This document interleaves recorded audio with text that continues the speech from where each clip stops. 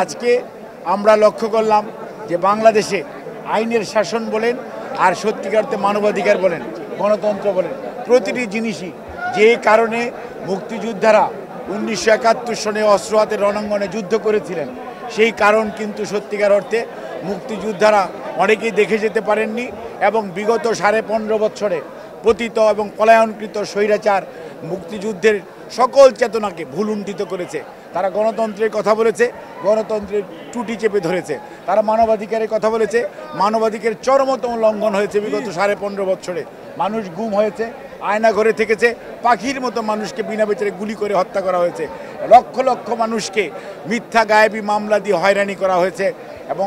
এবং বাংলাদেশের অর্থনীতির কী অবস্থা আজকে দেখেন, দেবপ্রিয় ভট্টাচার্যের যে রিপোর্ট, $16 বিলিয়ন প্রতি বছর তারা বাংলাদেশ থেকে পাচার করেছে। অর্থাৎ বুঝতে পারেন গত 15.5 বছরে কয় লক্ষ কোটি টাকা বাংলাদেশ থেকে পাচার করেছে এই চোরের দল। অর্থাৎ যারা গণতন্ত্র উন্নয়নের বুলি আউড়িয়েছে, বাংলাদেশকে উন্নয়নের রোল মডেল বানানোর কথা গল্প শুনিয়েছে, তারা আজকে কোন অবস্থায়। এবং বাংলাদেশ ব্যাংকের গভর্নর বলেছিল উনি আর টাকা ছাপাবেন না। এই ব্যাংকের গভর্নরও কয়েকদিন আগে বলেছে আমি 60,000 কোটি টাকা ছাপিয়ে তাদেরকে দিয়েছি। অর্থাৎ দেশের অর্থনীতি ফোকলা করে দিয়েছে এই মহাচোরের দল।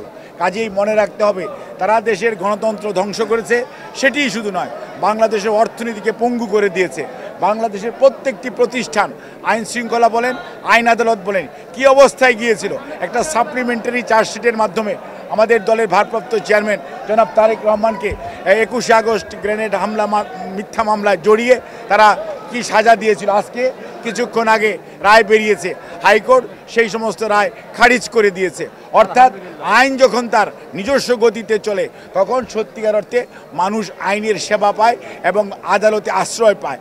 আর আইন যখন তার কোনো একটি নির্ধারিত টার্গেট নিয়ে চলতে থাকে, যেমনটি চালিয়েছে বিগত পলায়নকৃত স্বৈরাচার, সেই জন্যই তারা আমাদের অনেক নেতাকে, কাউকে ডেথ সেন্টেন্স দিয়েছিল, আমাদের নেতাকে যাবজ্জীবন কারাদণ্ড এবং বিভিন্ন মানুষকে বিভিন্ন কারাদণ্ড দিয়েছিল। অর্থাৎ তারা সত্যিকার অর্থে কে দোষী সেটা ধরার চিন্তা করে নাই, তারা চিন্তা করেছে রাজনৈতিকভাবে কাকে প্রতিপক্ষ বানিয়ে কাকে ক্ষতিগ্রস্ত করা যাবে, কাকে শাস্তি দেওয়া যাবে।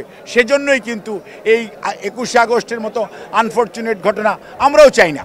কিন্তু কথা হচ্ছে এই সঠিক যারা দোষী তাদের বিচার হওয়া উচিত ছিল, কিন্তু তারা সাপ্লিমেন্টারি চার্জশিট কাহেরের মাধ্যমে দিয়ে তারা চেয়েছে বিএনপিকে ধ্বংস করতে। কিন্তু আল্লাহ যাকে রক্ষা করতে চায় তাকে কি আর মানুষ ধ্বংস করতে পারে? সেটাই হয়েছে আজকে।